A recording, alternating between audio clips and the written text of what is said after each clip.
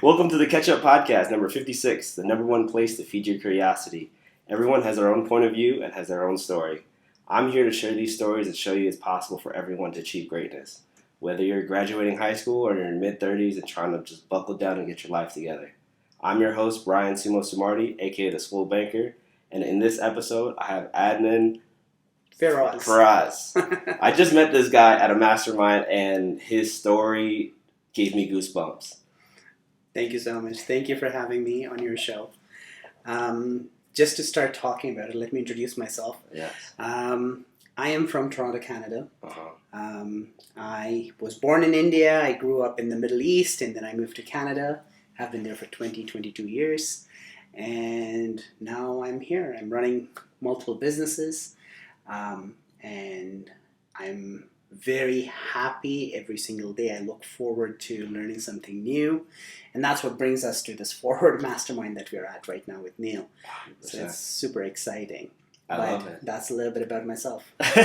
Well, definitely. I love getting right into like the thick of things in the beginning, where you said you were born in India. Yes, I was. And then how did you end up in Canada or Toronto?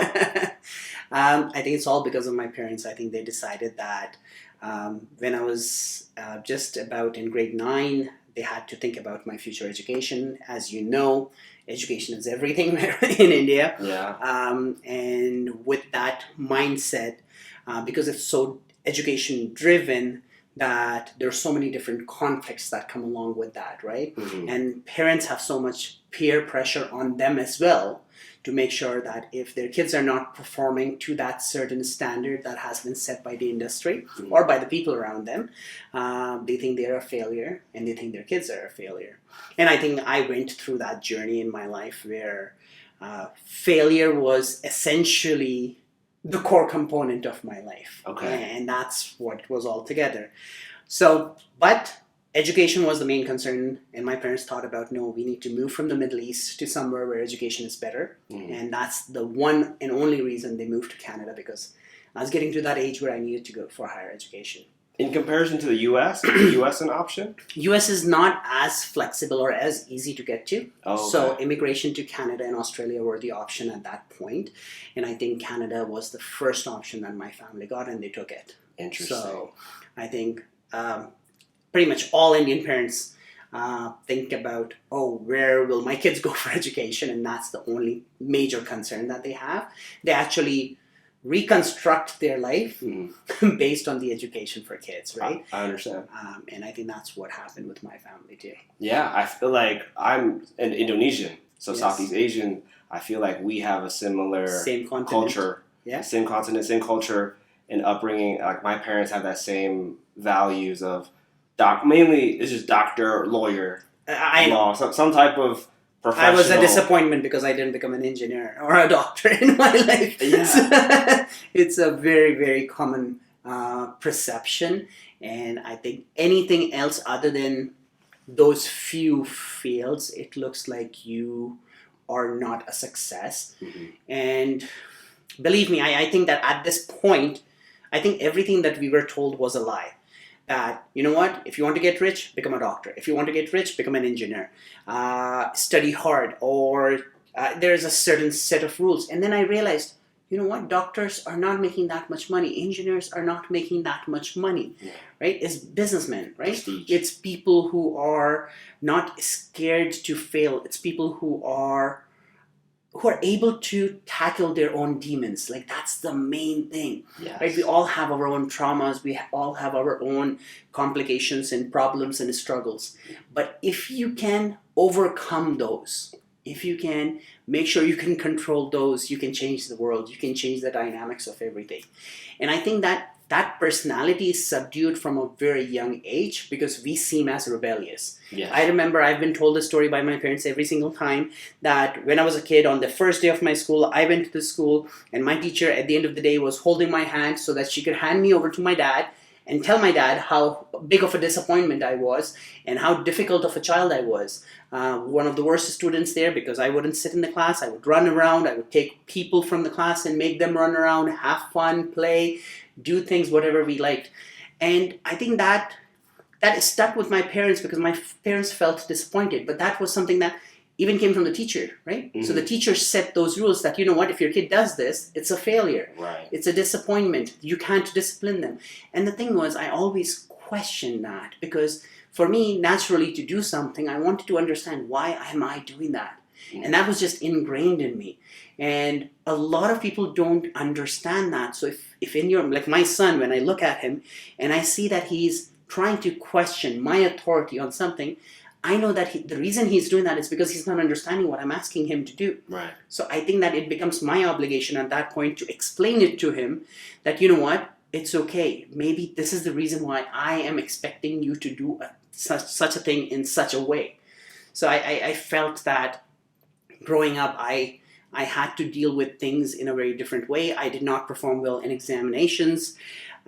School was a very tough thing. We were always running away from schools. Yeah. It was a very toxic environment. Did you have any siblings? I do. I'm the oldest of all my siblings, and I'm actually the oldest in my extended family. Okay. So everyone was looking at me, oh my God, he's going to set expectations, he's going to do this, he's going to do that. Right. And the thing is, I would fail at every one of those things because I was not a model role child kid who would listen to everything my parents would say or what the society would expect. Yeah. So I think that's okay. If you're different, it's okay. Right. It's fine. It's completely all right for you not to be normal, right? Because all those things that I did in my childhood are what has made me what I am or who I am today. Right. Right? Because I am not scared of failing anymore because I've failed so many times. I have overcome that fear of falling every single time. Because if I did not overcome that fear, I may not have been sitting here at all. I have so many questions based on that story. I think the first one that comes to mind is, how old is your son? My son is 3 years old. He's turning 3 years next week. Okay, cool. And how do you explain to a 3-year-old if he's questioning you? Repeat. So we have a rule, 20 to 30 times. Same thing. You have to repeat. In one sitting? No. Oh. Over the days. Oh, okay. Over the week. Be patient. Understand that the way that they register something in their mind is you being calm about it and you being persistent about it, especially if you believe in it. Okay? But you have to have an understanding. Why do you believe in it? You have to cross-question yourself at every single point. Before you I teach cross-question yourself? myself. Me and my wife, we sit down. We always talk about this. We're like, are we doing the right thing with him? Are we okay to do this? Okay, and we talk in our circle of parents. We talk with every single other person who's an expert at understanding human psychology, right? Because it is uncharted waters. Me and my wife, we joke about this all the time. We say, you know what? Before we get married, there should be a course, a university degree to get married because they don't teach you how to be married to someone, how to make a relationship work. But the most important thing is they don't teach us how to raise a kid. Right. Which is an even bigger responsibility because we are shaping the future of the world. Right. Right? Because if we don't raise our kid right, if we raise them wrong, think about the chaos they can create in the society. For the future. So for the future, it's such a big responsibility to have. You literally hold the future in your hands. So you're not only tackling your own demons, you're tackling your kids and everyone else's demons as well at the same time. You have a very big responsibility that comes along with that. Right. So you have to invest time in understanding how these things work. How does the human brain function? And everyone is not the same. There are so many motivational videos that you're going to hear that will say, you can do anything. You can be anyone you want. You can go wherever. I think that there's a misconception that comes along with that too. What way? The problem is that if you start expecting, no matter how much you teach a fish that they can fly, there are limitations to what they can do as well. Right. Right? So a general understanding of the concept does not mean that they can do anything. So you as a parent need to understand that you're right. You're telling your kids that they can do anything that they want to, right?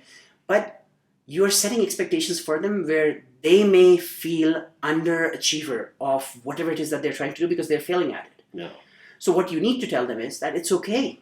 Even if you're going to fail at this, it's fine. Don't be scared of it. You don't have to do it. If you're saying that you can do anything, doesn't mean you have to do it. Okay. All right? Yeah. Do things that you feel are achievable. Do things that will make you happy.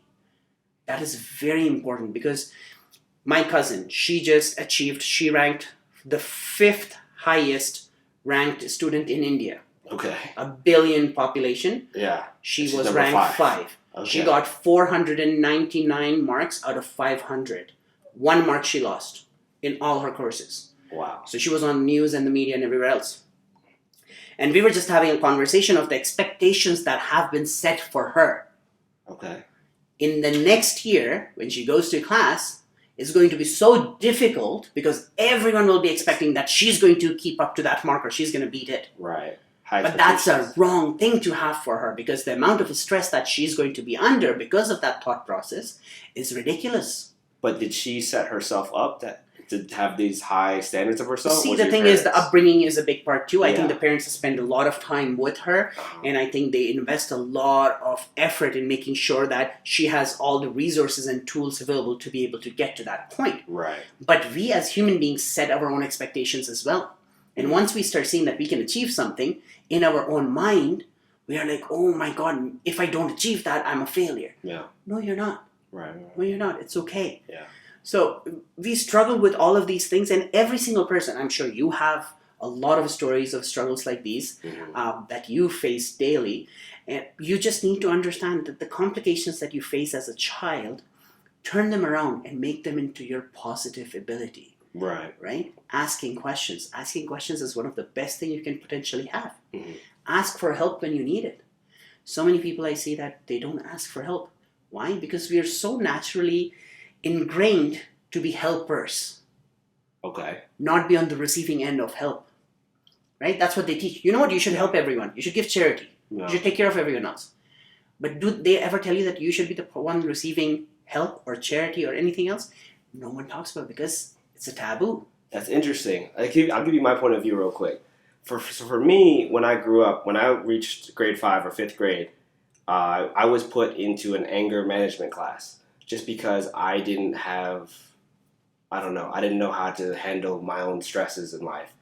But in addition to that, I felt like my parents were absent in my life. They provided me with things I needed to succeed in terms of education and academics, but they didn't give me any guidance on how to live my life. Mental health is not talked about in Asian communities. Mm-hmm. Mental health is negligible. I don't remember at any single point any of my schools had a psychologist who would sit down and talk to you about a problem or something crazy that would happen. Mm-hmm. We had kids pass away, friends pass away. Someone came under a bus and died. No one talked about it. Everyone moved on as if life was normal. We had cousins who committed suicide, killed themselves with the stress of education, with things that they were dealing in life. Like grade school or older? Or... Grade 9, grade 10. Wow. And no one talked about it. Yeah. We had family pass away. Mm-hmm. Right? A lot of cousins and grandparents and everyone else, no one talked about it. Why do you talk about it? Oh, no, it's a sign of weakness if you talk about it. Yeah. So mental health is a very big issue, and every single person faces it. But the thing is, our parents, we are living in a different generation right now. We are living in the time where there's social media, where there's access to information. They grew up where they had no access to anything. So they had no idea or clue how to handle it or how to deal with it. Right. But in today's day and time, it is our responsibility to educate ourselves, to make sure we understand the complications that come along with that, improve ourselves, deprogram all the negative programming that has been instilled in us, and then create that new person, reinvent yourself. Right. It's extremely important. And it's not as easy as it sounds. Okay? Yeah. I have gone through so many personal development trainings over the years, it's insane. I have cried sitting in conferences. Clemmer and Associates, we had an event in San Francisco. I think that was one of the most emotional events that I've ever been to for personal development.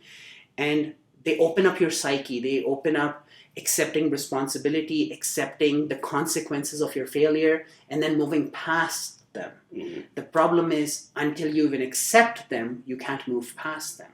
Right? So it's doing all of that.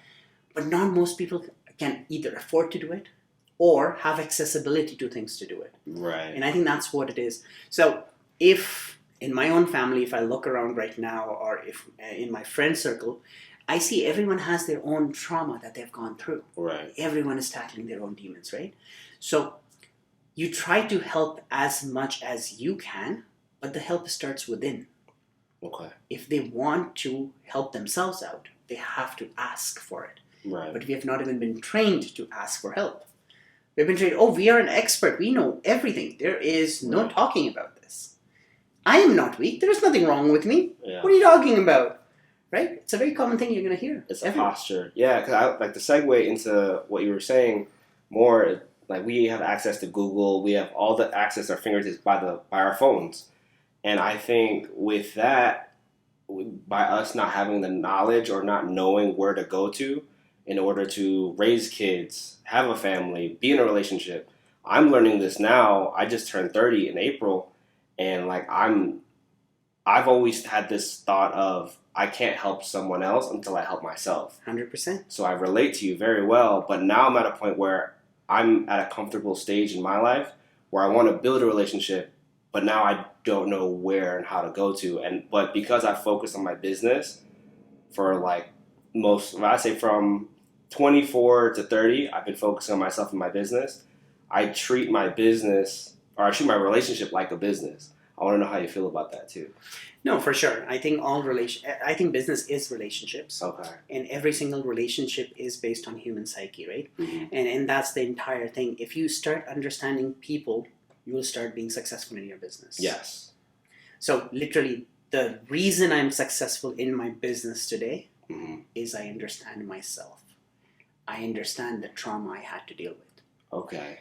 So there's a very, very amazing saying. Ed Milet said that. Remember at the last event that we were at? And he said, if there is a place that you have been mm-hmm. or you have been through, yep. you're an expert to solve it. Exactly. Because then you can tell others how to fix it. Yeah. Because you overcame that problem. Right. And that's the most important thing to understand. Uh-huh. That the trauma and the things that we go through, we have to explain it to others, and we have to say, you know what? I've gone through this. Even though it may not be the same as yours, I respect that. Right. But I have some experience of it. So if you have any questions, or if you need to look for help, I'm here. I'll listen to you. And I think that's more important. Conversation is not about speaking. Conversation is more about listening. Yeah. I think we don't hear people. I feel that everyone around us is talking. If we just sit down quietly, we can actually start hearing them. I agree. Or my thing too, I think of ego. I think the ego part is where someone feels neglected if they feel insecure or inferior to the person next to them. And that doesn't allow you to listen. Yeah. And I believe that's where you have to you have to build yourself. There's a very good analogy that Scott from Clemmer and Associates talk about it. Mm-hmm. And he says that as you're growing up, okay, you're putting on these glasses as you're walking through life. And let's say you put on a yellow shade of glasses, right? And you have another pair of glasses that is blue because that's your life experience. Mine is yellow. Right. There's a white paper right here, and we're both looking at that white paper. I'm going to say that's yellow. You're going to say that's blue. Right. None of us are lying. We're actually telling the truth. From our own point of view. But we are both wrong. Why are we both wrong? Because it's white. The paper is white. Okay. We have our own experiences right. that are blinding us from being able to see the truth. So that's called programming. And the thing is, throughout the life, we pick up these multiple classes. Yeah. Whether it's our nurturing, it's how people have taught us, or what we have looked at. And because of that, we start seeing life a different way. Mm-hmm. And that white paper turns into such a different color by the end of all your colors that you're putting on that it may seem black. Right. And you may see everything from that negative point of view. So you have to start deprogramming yourself. You have to start removing one glasses at a time. Mm-hmm. And the only way you can remove that is by identifying that you even have glasses on. I wear glasses every single day. So I don't even realize they're there. Right. Right? It's natural to you. It's natural. Part of you now. It's programmed. Our brain is so strong that it makes it disappear from my eyes. So now I'm talking about it, I can realize that there are my glasses. But until I was talking about it, I didn't know I was wearing glasses. Yeah. Right? So it's the same way that perception works. So all of that negative programming or trauma or consequences, you get into an accident. You were sitting in the front seat of the car, you saw red lights. Those red lights are going to be in your head all the time. Now, every single time you see a red light, you're going to have this reaction, right? Yeah. Of, oh my God, I'm going to crash right now. Right. You have to deprogram yourself. You have to get over that trauma. You have to go through some counselors. You have to make sure you talk about it and make sure you figure out what the cause is and then get over it. But until you get over that fear, it's always going to impact your way of dealing with things. Right. So, like, out of curiosity, I think you basically said you went through a lot of therapy, counseling, Yes. and self-improvement in order for you to understand yourself. But I think my curiosity now is, I guess, how did you find those aids to help you with that? Like, you know how hard it is to find like a counselor or something? Yeah, so I always had very good people around me. I think Okay. I've been very fortunate. I always say this, that if I did not move to Canada, I wouldn't be where I am today. I'm very blessed to be a Canadian. I'm very blessed what the country has offered me and how they have provided me everything. Mm-hmm. I would go out to ask for one thing and I would get hundreds of other things. Like the information was always readily available. But how did you ask, or how did you present? How did you ask the question? Like, did you just put it in a forum? No. I would stumble upon a lot of things, and then I had people around me that would say, you know what, the way that you're looking at things is not right. Maybe think about it this way. And then I would be open and willing to even explore that. Okay. See, the thing is, I wanted that help. I was willing. I always knew something was off. Right. Right? With my struggles, I was like, this is not me. I'm very intelligent. I understand things. I can put things together. But the metrics that the society judges you on are off. I don't sit well or perform well in those metrics. So what is it that I need to do to be able to surpass that? Mm-hmm. That was one of the biggest challenges that I was facing. So I was always looking for answers. Always. Okay. Whether it was through my family, through my friends, through others. So I think it's that personality type too. Yeah. Be willing to ask questions. Right. Not being scared of asking questions. And I've been asking questions since I was a kid. Okay. From day one. I was like, why? If someone would tell me not to do this, why? Yeah. I need explanation, right? Tell me that. So I think that if your personality type is not that way where you're willing to step out of your comfort zone and ask that, Mm-hmm. I think you're going to struggle. And I think that's what most people go through, is where they don't even ask for help. Right. But believe me, if you start asking enough questions, you're going to end up in the right place. You're going to find the right people. You're going to find the right help. Right. But you have to keep on asking. That makes sense to me now, because like I said, like the tagline of the podcast is feed your curiosity. And the more I asked questions, the more I reached out to people. It was like, hey, do you want to do this podcast with me? It'd be out of the blue, but it allows me to give me a new point of thinking. Yes. Your perspective changes. Right. And I think that's the most important thing, is when you're looking at things. Even right now, we are picking up trauma every single day. Something else would happen. You're in a relationship with your wife. You're in a relationship with your kids. You're in business relationships. Mm-hmm. Something or the other is going to change the way that you think. Negativity in the news. I hate news. I don't listen to news. Same. I just read headlines, that too in the middle of the afternoon if I need to, if there's something major. Otherwise, I will not touch news at all. So it's just the way that you look at the world, and that positive mindset. I think you really need to train yourself to not look at negative things in the world. That makes me curious. I'm a big fan of like the law of attraction, and I want to hear like, who are your current 5 people that you really associate with or have in your head to keep you positive? So I love people who are very true and raw in their conversations. Okay. They really, really change the way that you approach things. So Tony Robbins was that one person for me that really did it.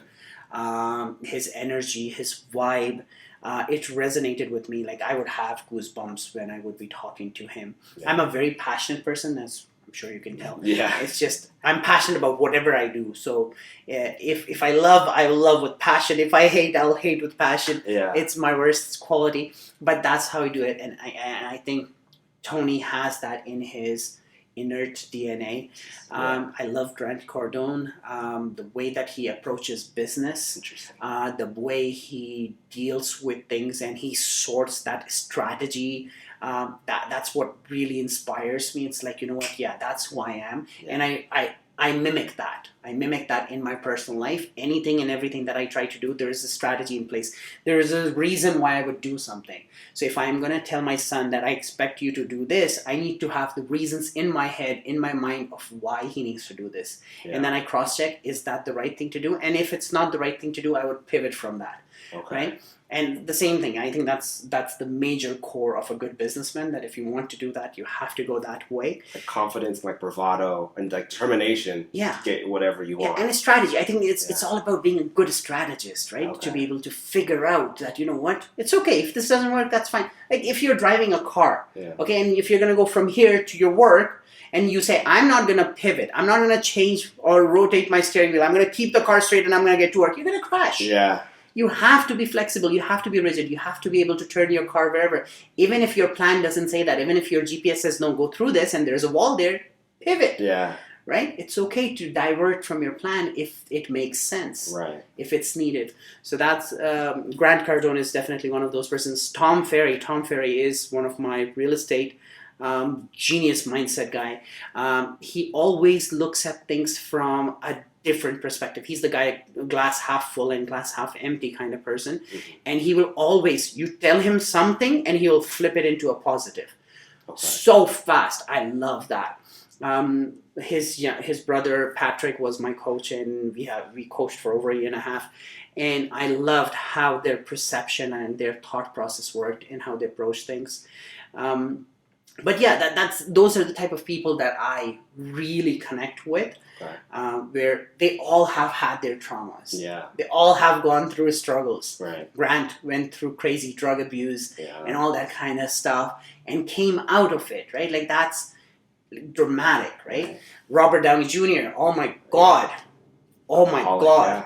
Yeah. Literally, he's not just a hero on a screen. He's a hero in his real life. Yes. And it's about that. It's about that understanding that, you know what?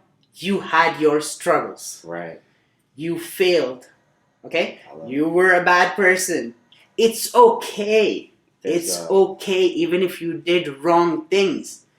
The only thing that matters is if you switched your life around. If you changed the way that you're doing things today. Are you actually impacting people? Are you helping people out? Are you trying to be a better person in society? For the betterment of society, not just for yourself. Yeah. Right? That's the type of person that inspires me. That's the type of person I want to see my son be. Yeah. I don't want to hold him accountable for the things that he messed up on in his life. Right. I want to hold him accountable for the fact of, did he have an option to be a better person, and did he take it? And when he took it and he got that power, what did he do with that?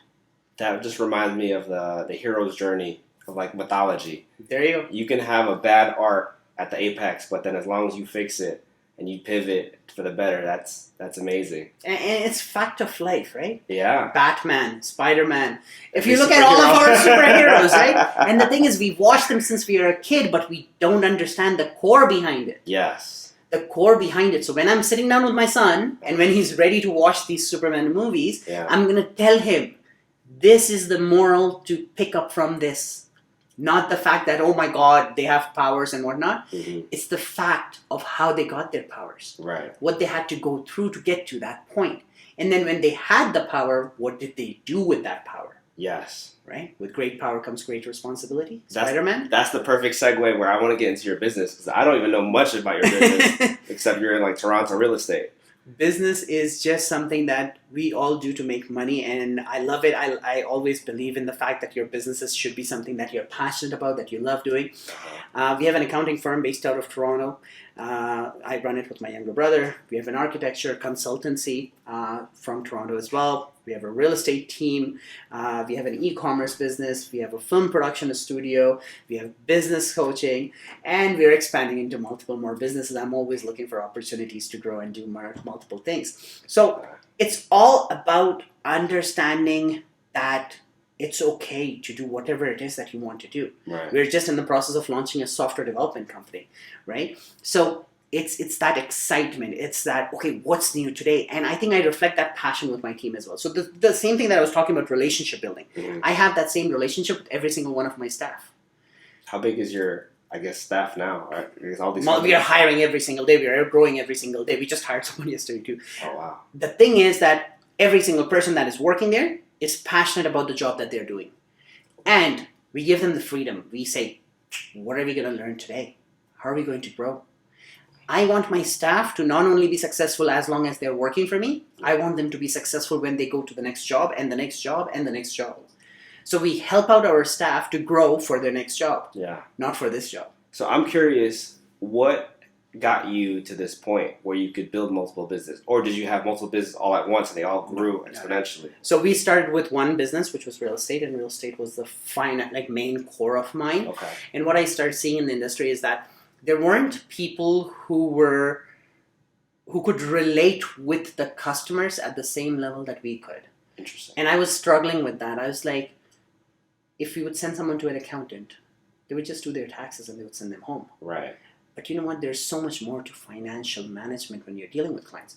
You need to understand so for example, we have courses for how should couples plan their spendings. Okay? We give it for free for our accounting students.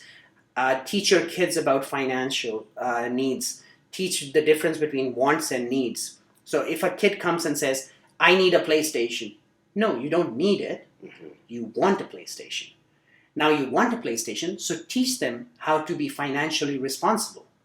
Financial literacy is one of the biggest causes and reasons why we are where we are today. Yeah. The market that we're sitting in, where we have fear of recession, where we have people going bankrupt, or there's so much bad credit, it's because of financial literacy not being part of our education system, which is a huge issue. I was never taught on how to manage my finances. Right. Most Asian communities don't even have pocket money or anything like that, where kids are given money so that they can manage their finances or even earn money. Right. They just say, I want this, and they're given that. Right? And it changes the dynamics, right? You don't learn anything about money, and then you grow up, and then you start earning money, and you start spending that, and then you're in debt, and you're like, how did I get here? Right. I had no foundation for it. My school did not teach me about it. Yeah. Can you believe that none of the schools have financial literacy as part of their mandatory education? It's insane. Yeah. That is one of the most necessary skills that you need to have. What are your pillars of financial planning? I guess So we teach everything. We teach how should kids manage their things. How should couples or people who are running their household, how should they manage those budgets? What should they track? How should they approach cost? How should they approach expenses? What their entire vision should be? How much should they save? How much should they spend? If there is any luxurious thing that they want to go buy, how much time should they wait to go buy that? Right? People are buying Ferraris, big cars when they don't have money. Right. People are buying Teslas right now. Yeah. My biggest pet peeve right now. Oh, Model 3 Tesla. Okay. Entry-level car. Yeah. The foundation for that car, when Elon Musk launched it, was that it will be the cheapest, most affordable car for everyone. Right? Model 3 was launched with that free text. Yeah. That it will be $30,000, $35,000 cheapest car, and then everyone will go on renewable energy, electricity, Right. and green cars, and that's what was promoted. Mm-hmm. Right now, it's a $100,000 car when you buy it, like the long-range car, Fully which is loaded. what typical people need. Not fully loaded, 100,000 in Canada. That's what I'm talking about. Oh, So I'm okay. talking about in Canadian dollars. It hits $86,000 for the price of a long-range Tesla Oh, wow. with taxes, plus there is interest on it. So if you calculate the interest cost, which is around $12,000 to $15,000, depending on how long you keep it, that's a $100,000 car. That's a house. Okay? I have people who are selling their Toyota Corollas that are 12 years old and moving up to a Model 3 Tesla right now. That's a big jump, That's a big jump. Your monthly expense is $1,000 to $1,500. Right. But you're buying an entry-level Tesla car. Okay? And you're thinking that you're saving up on gas and fuel and everything else. When we did calculations, you're paying it up front. And by the time, the amount of driving that these people are doing is not enough. It takes 10 to 20 years for it to pay off the cost that they paid up front. Right.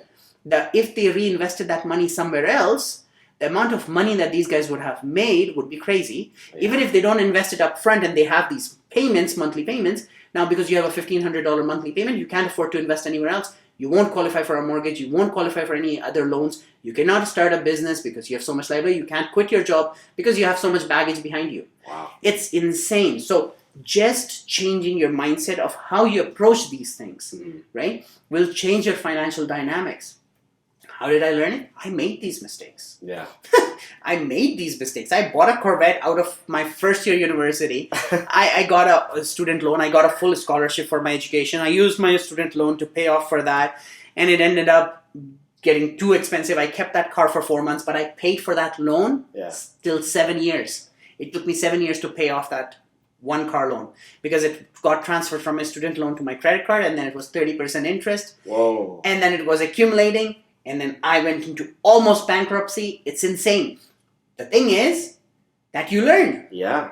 Right? I get that. But that foundation is something that not everyone understands. Right. These $1,500 Tesla payments that people have right now, what happens if they lose a job? What's going to happen? Because we are heading into a recession. Let's say there is a restructuring of anything, right? When you lose your job, how are you going to maintain that $1,500 on top of all your other expenses that you have? You have not planned out for it. We always believe that we're in this mindset that everything is going to remain constant. Nothing is going to change.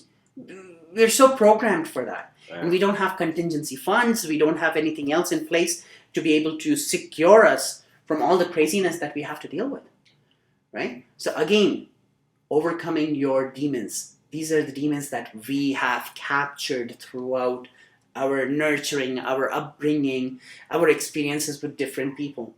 So when I saw that that need was not being met, we launched our accounting firm to make sure that we give that kind of service. And we give that complimentary. We don't charge anything for it. We say, you know what? You want training?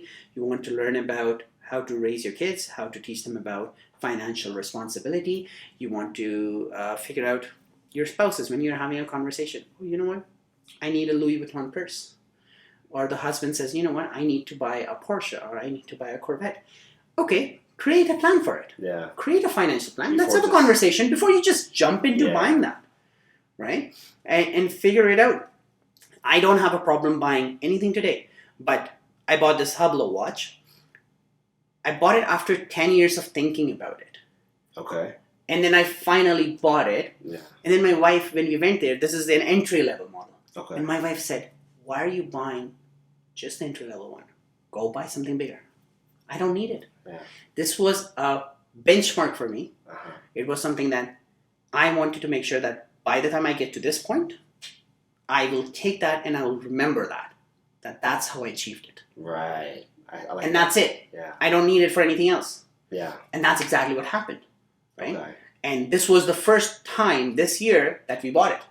After 10 years of being wanting it. So the thing is, invest that time. And the reward that you feel when you get the thing that you really wanted, it will be so much more rewarding. Right. Like the feeling, the sentiment is completely different. And that excitement, watch, I got it. That my wife has that excitement. Because she saw me achieving it. Right. She saw me going through that journey of getting to that point where I can easily, it's like throw away money now that we can achieve it now. Thank God. Right? But it was an achievement. You had to get to that. I want to share a story with you. Same thing. So I got out of the military in 2018. 2017, I bought a 2016 Miata. Miata was my favorite. That's the most fun car I've ever wanted to drive. I think maybe since I was 13 years old. Yeah. So almost like 10 years, exactly. Yeah. About 10 years it took me to save up, and I was like, you know what? I already had another car. It was fine. It was paid off. I want a Miata. I pulled the trigger, and then within 6 months, I realized I need to be making more money. And that's going to be a segue to my next question, like how important you find money. But the story was I had to sell that Miata in order to buy my first investment property to qualify. Absolutely.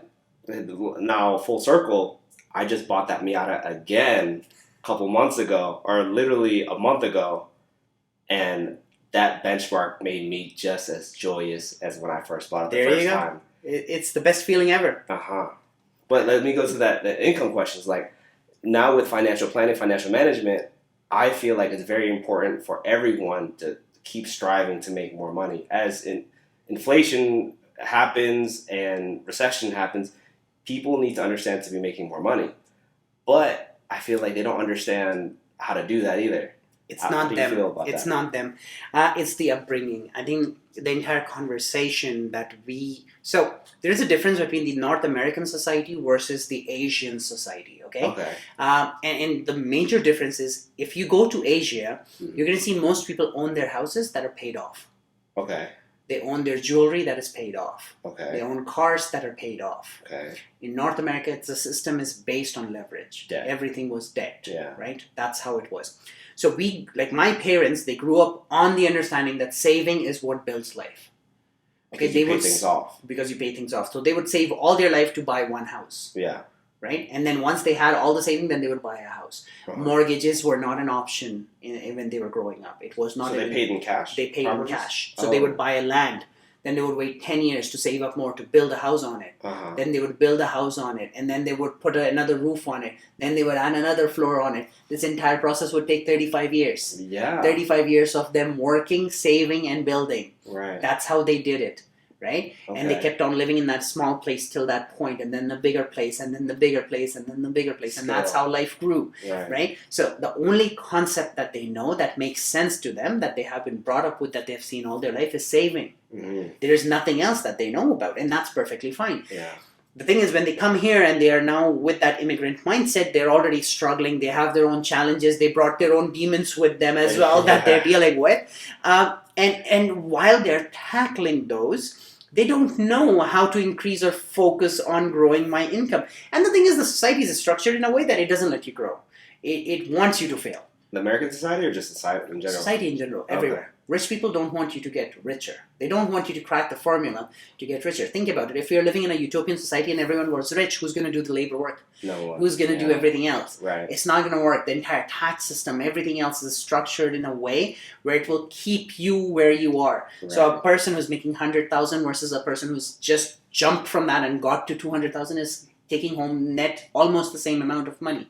Right? So even though your salary changed, your take home is pretty much the same. So the society is structured in a way that is going to keep you exactly where you are at. Right? So for you to grow and get out of that pool, you really have to have this massive explosion. Right? Like that massive growth. And if you're not going to push that, and if you're not 100% committed to that, it's very difficult. And on top of that, these guys have baggage. What do you mean? Everything else. They have kids, their families, everyone that has moved over here. Liabilities. Teslas that they have to pay off. They can't quit their jobs. They can't quit their responsibilities. They have expenses. So with that, it even becomes more difficult to take that leap. Because now you have so much burden on you. You have so much weight on you that you cannot go to that next point in that next place. So it really becomes complicated to do this. Right? So I do not fault them for that. But I do believe that it is a time for learning and understanding where you have so many potential ways of making money. Making money is not tough. It's the biggest lie you've been told. It is actually simple to make money. You just have to have a system in place, and you have to just go after it. Okay? Stay disciplined. Discipline, whatever it is, just train your mind. It all starts in your mind, and then how you're structuring everything else, overcoming all your fears. Right? It's all in you. I'm telling you, it's all your demons. The second you figure out your demons, you're going to figure out everything in life. That's it. Your anger is related to your demons. Your failures are related to your demons. Okay, any sort of issues that you are unable to, your reactions, right? Emotions, everything is related to it. What you have within you. Yeah. So if you can control that, if you can control the narrative of what the story is that you're telling, right? Remember, we were just speaking, and Bosley was talking about this, right? And she said that whatever you put out on your social media is your narrative. It's your narrative. But no one else can dictate that. It's your story. Yeah.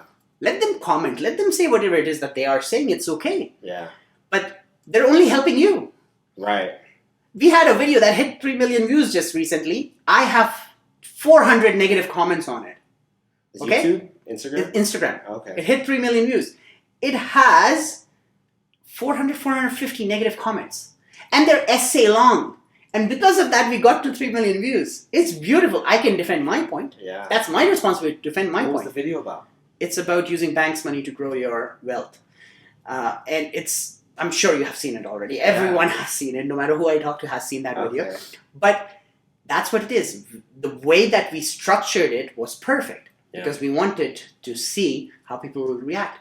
But what I talked about in that video, I can defend it 100%. Yeah. So I'm not worried. Right. Because they're telling my story. They're helping me.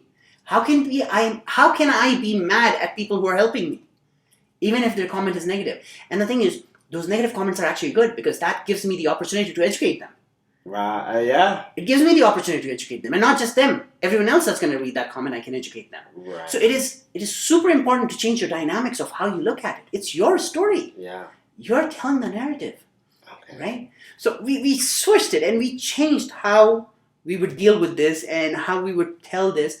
And man, it changes your life. Yeah. It changes your life. The second you conquer your demons, you understand how I'm reacting. Do I not make mistakes right now? I do. We are human beings, right? It's perfectly fine. But the thing is, if after making that mistake you realize, oh my God, I made that mistake. Yeah, be quick to say sorry. Yeah. Be quick to fix it. Apologize. Whatever it is, rectify that situation. Right. It's okay. You're not driving a car like that. Yeah. You're turning along the road. Right? So it's important to be able to see life from that perspective. Yeah. Right? And once you start seeing it from that perspective, everything is beautiful. Everything is beautiful. So even if your wife is getting mad at you, that's crazy. You start seeing that, you know what, the reason she's getting mad is not you. Yeah. So there's something else going on with her. Maybe she has had a bad day. Maybe she had something else. Yeah. Maybe it's her internal issues, hormones, or whatever it is that she's dealing with at that point. Right. Give the benefit of the doubt. It's not her at all. Yeah. Right. And once you start seeing everyone from that perspective, you start looking at things differently. My biggest takeaway from like this entire weekend and speaking to you is just remain positive and tell your own story and just ignore all the other noise. And fix your demons. Well, identify your demons. Identify, there you go. I think you need to identify your demons and you need to start tackling them. The thing is, if they're gone unanswered, that's where problems start. Yeah. It's like a virus. Oh my God. I have left them unanswered for a very long time. But until I have had very good people. I think, again, it's your support system. It's the people that are around you. I have had amazing friends, amazing mentors, amazing coaches that have always been around. And if someone saw something wrong, they said, you know what, look at things from this way. And then I'd go back, I would think about it, and I'd be like, yeah, that is right. Yeah. So takeaway is learn from that. Identify the problems and issues and don't be ashamed of them. They're part of you. It's good, great, perfect. Yeah. How do I make it better? And you just tackle them and you grow from there. Yeah. I think, well, how about this? Like, I have a lot of friends growing up too who aren't the most positive, but they've stuck around for the longest. Yeah. How do you feel about like eliminating like long-term friends who may be toxic? So here's my thing. Toxic relationships, you cannot eliminate. Okay. This is, again, that's the easiest way to kill your entire social circle. Yeah. And it actually doesn't teach you tolerance. My thing is that I need to understand emotional intelligence of how I need to deal with negativity because it's always going to be there. So rather than hiding it under the rug or getting rid of it, I learned how to face it. So all my friends know, all my friends, including my family, Okay. not to discuss anything negative in front of me. Okay. Because if you discuss anything negative in front of me, you just gave me the permission to change your opinion Okay. and make you positive. Okay. And when I start talking positive, Uh-huh. I'm going to start questioning everything that you have, and I'm going to change the way you think, and you're not going to like it. Because you have that negative mindset. Right. And by doing that, I became so articulate with solving problems that it's insane now. You put anything negative in front of me, I see the positive in it automatically. I know how to solve it. And now my real estate clients, when they come and talk to me, oh my God, the market is going to crash. Yeah. Everything is going to go bad. All right, what's happening? Why is the market going to crash? The interest rates are so high. It's like 5% now. Yeah. It's so much. All right, take your 5% interest. How long are you going to hold the property? 5 years? Yeah. Multiply it by 5, that's 25%. Yeah. Buy the property 30% lower, and now your interest rate is 0. Yeah. Change the dynamics of that conversation. It's how you tackle it. But I love that. if you don't deal with toxic people, you're never going to learn this. Yeah. You're never going to grab this skill of how to deal with these type of people. That makes sense. So I keep everyone together. And the thing is, it's not just your friends. It's a lot of family that will be there. Yeah. It could be your spouse. It could be anyone. Right. You're not going to kick everyone out of your life. You set boundaries. Yeah. So you make it, and you tell them from advance. Like you tell them, look, I'm a positive person. I'm trying to be that person. Yeah. And if you have a negative conversation, it becomes you give me permission. It's your responsibility to change your mind. Now I'm going to do that. So it really opens up opportunities and possibilities of how you grow. And you grow by handling tough situations. I love it. My heart is like beating. And I just want to be respectful for time because I don't know what we're doing next after this. No, and I want you to relax. Well, I want to say thank you. Thank you so much for having me. It was a pleasure here. speaking with you. And for sure, I hope this helps your audience in terms of understanding how to tackle things in life. And they're not alone. They're not alone. 100%. We're all dealing with this. If you want to plug anything, the company. No, I'm good. Media, I'm good. I think this is fine. If you want to find me, they can look up my name. There you go. Online, everything is there. I'll put everything in the description on YouTube. Make that work. Appreciate it. Thank you so much.